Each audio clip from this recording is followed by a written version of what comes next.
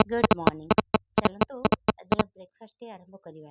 आज अच्छी दलियार खिचड़ी। मुझे काटी पियाज आलू और गाजर किसी स्वीट कॉर्न को भल भाव छड़े देपर कड़े बसई से दलिया को भल भाव भाजी देती। तेल ऐड करनी केवल ड्राई रोस्ट करवा।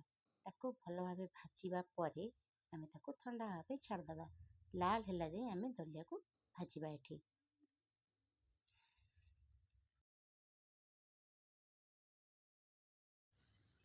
तापरे मुझे नहीं किसी बुट डाली और बादाम पुणी प्रेसर कुकर बसैबा। प्रेसर कुकर तेल तातिया पर अल्प किछि जीरा पर दबा पियाज आउ चना डाली बादाम को दे ताको भल भाव संतुलिबा।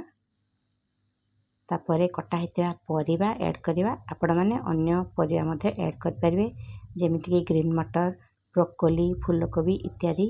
तापर एठी मु ऐड करछि अदा रसुण पेस्ट ताको मध्ये भल भाव संतुली दबा। स्वीट कॉर्न को ऐड करिछि। तापर ऐड करिया आमे सेई दलिया आउ लंका गुंड अल्प हल्दी गुंड मध्ये देछि। आपण एठी कंचा लंका को मध्ये संतुली पारिबे।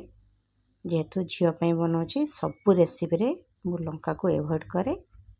तापर से दलिया को ऐड करिया परे गरम पानी आमे एठी दबा।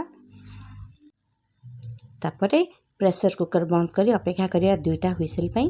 देखंतु बर्तमान आमर दलिया उपमा रेडी हो सारी। आपण मानको रेसिपी भल लागिले लाइक कमेंट निश्चित करेंगे। रहुछि जय जगन्नाथ।